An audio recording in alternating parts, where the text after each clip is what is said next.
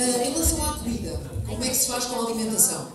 Então é assim, a organização serve um jantar todas as noites, aí a partir das 9 da noite serve um jantar, e eu posso comer a qualquer hora que eu quiser. Imaginem que eu acabe em minha especial às 10 da noite posso ir jantar, se acabar à meia-noite posso ir jantar, se acabar às 2 da manhã posso ir jantar. A partir de uma certa hora da madrugada, eles substituíram o jantar pelo pequeno almoço. E eu, a maior parte das vezes, quando conto esta história, lembro-me sempre de uma etapa em que foi a primeira etapa do rally, que nós saímos de Portugal, depois passámos para a Espanha, e tivemos que apanhar o barco. O barco atrasou e nós estivemos ali um bocado no Porto à espera para apanhar o barco. E eu estava cheia de fome, naturalmente já estava farta de comer bolachas e barras energéticas e só pensava, quando chegar ao acampamento, o que é que eu vou comer? E assim que cheguei, a primeira coisa que eu fiz foi estacionar o caminhão de qualquer maneira, sem grandes preocupações, e ir a correr para a tenda da comida para ir jantar. E quando eu chego lá, a senhora cumprimenta-me e diz-me assim: boa noite, Elizabeth, o que é que tu preferes, jantar ou pequeno almoço? Vejam lá bem a que horas é que eu estava a chegar ao acampamento. E estava no meu horário. Isto é porque eu acreditava que os caminhões chegavam sempre tarde. Vocês, se calhar, não perceberam bem o quanto tarde é que eu estava a falar. É assim, é mesmo tarde às vezes. Não é todos os dias. Mas pronto, então, temos o pequeno almoço, temos o jantar com uma refeição completa, com sopa, com carne, com peixe, com o que for. E depois, para o almoço, a organização dá-nos assim um pacotinho de papel que tem lá dentro um pacote de sumo, um pacotinho de bolachas, uma barra energética, uma lata de conservas assim pequenina, um pacotinho de frutos secos, e é isso que a gente deve levar para comer ao longo do dia, não é? Quando eu ia de moto, tirava tudo que era bom tudo que eu podia comer desse pacote, punha dentro dos bolsos de conclusão, e era isso que eu levava para ir comendo ao longo do dia, porque a meio da etapa havia sempre uma neutralização de 15 minutos para a gente pôr gasolina na moto, e eu aproveitava para comer. É claro que eu tenho que vos dizer que eu passava muita fome. Eu sei realmente o que é passar fome, porque havia horas e horas e horas que eu queria muito comer, já tinha comido tudo o que tinha e já não tinha nada para comer. Então vocês sabem qual era o meu incentivo para andar depressa para chegar ao final da etapa? Era pensar o que é que eu ia comer quando lá chegasse. Começava a lembrar-me do bife grelhado, da massa, da sopa, aquela sopa maravilhosa que eles dão lá, assim quentinha ao final do dia. Eu agora, quando penso nela, sei que é sopa de pacote, que se calhar não vale nada, mas lá sabe tão bem, é mesmo um espetáculo de sopa. Então, aquilo era uma animação para me fazer andar um bocadinho mais depressa.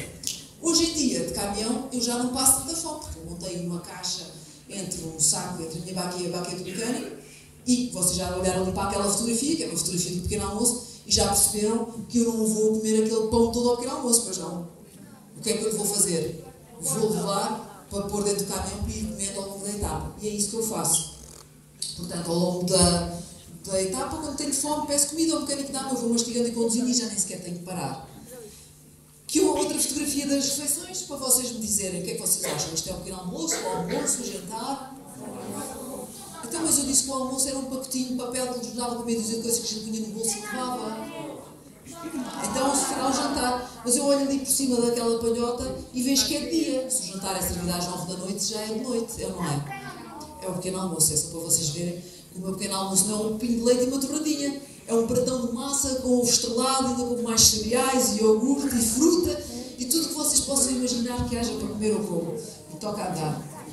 Agora, já temos aqui uma fotografia, vocês já sabem esta aqui. Esta é do jantar, não há dúvidas. Então, a minha questão agora para vocês é esta. Por que é que vocês acham que nós estamos ali sentados em cima dos tapetes e não estamos sentados à mesa a comer como deve ser, como é suposto comer? Porque não há mesas nem há cadeiras. E é isso mesmo que eu quero saber, é porque diabo não há mesas nem há cadeiras.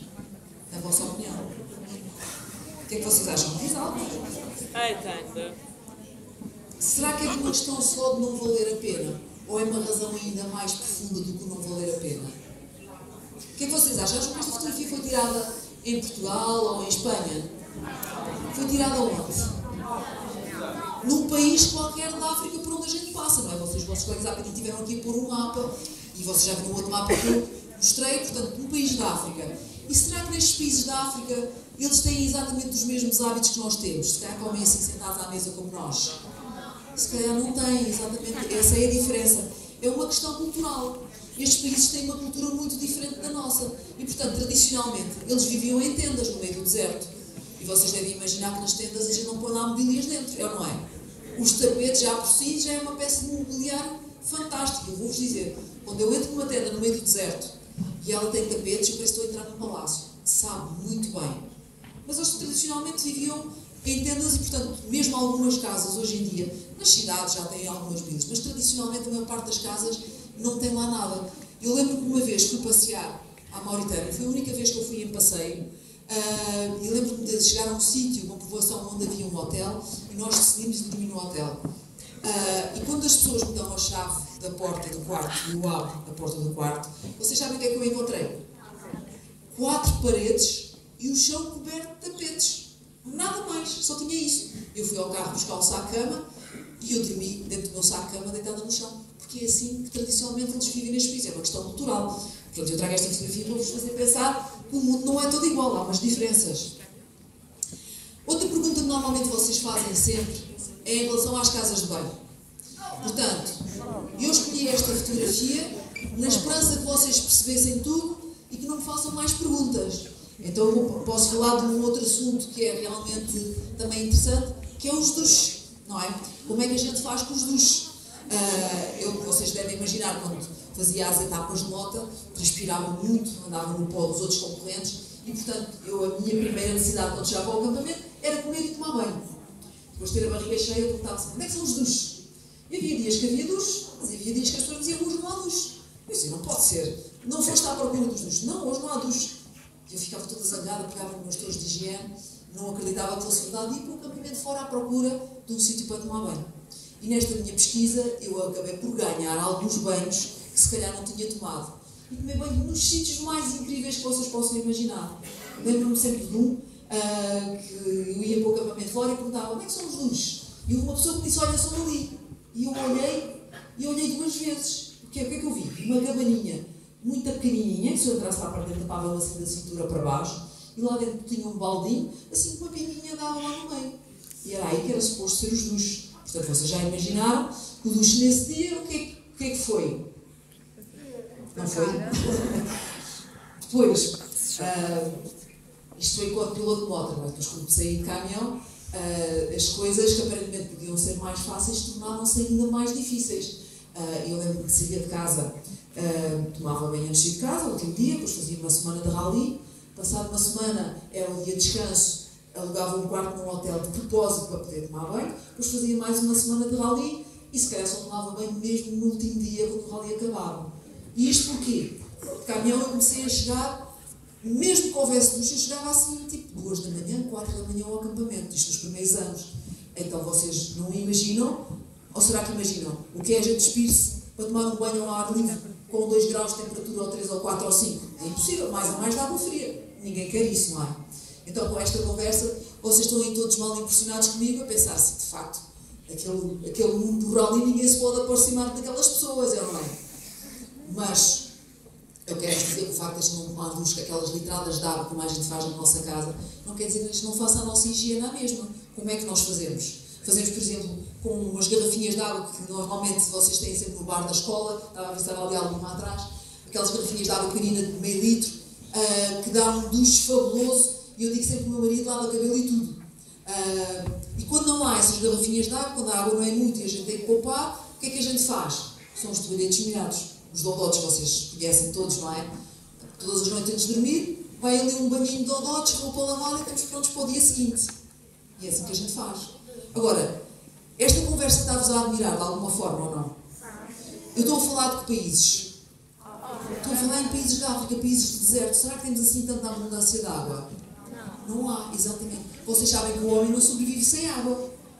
E vocês sabem também que nestes países, muitas vezes a água é muito escassa. Portanto, a água que há é pouca para se beber, para fazer a comida, por exemplo. Não é para estragar em grandes duches. Isso é um desperdício muito grande. Vocês já pensaram que vocês são os sortudos porque quando vocês chegam a casa, abrem a torneira e têm a água toda que quiserem? Para tomar banho, para beber, para regar as plantas, para lavar coisas, para estragar, não importa, vocês têm. Já pensaram que, da minha parte, há muitas pessoas que não têm esse privilégio que vocês têm. Vocês são sortudos. Mais a mais aqui nos Açores que chove muita vez. E vocês têm sempre tudo verdinho, tudo muito bonito, com muitas flores. Nem todos os sítios é assim. E vejam esta fotografia como ela é. Estão a ver? Em relação à segurança, os pilotos, principalmente os de moto, dão grandes trambolhões e caem muito, e normalmente toda a gente pergunta, então como é que é quando as pessoas caem, se magoam e têm que ser evacuadas para o hospital? Então é assim, que há uns anos atrás a gente levava um aparelhozinho, uma caixinha amarela pequenina, que se chamava Avalice. Esse aparelho tinha uma antena e um botão. Se eu caísse e precisasse da ajuda dos médicos, eu pegava no aparelho, tirava-o da moto, levantava a antena, carregava no botão e esperava. Aquele aparelho emitia um sinal de GPS e a organização sabia que aquele piloto que tinha o número tal e que tinha aquele aparelho, os aparelhos eram todos numerados, estava naquele sítio parado e precisava de ajuda médica. Eu não podia nunca usar aquele aparelho se eu tivesse farta do grau. Imagina, eu dizia, estou cansado disto, não me interessa para nada, quero ir para casa, estou farta. Acionava o aparelho para me irem buscar ao meio do deserto. Era logo desclassificado e pagava uma multa altíssima. Ninguém se atrevia a fazer isso. Portanto, aquele aparelho era só para pedir ajuda médica.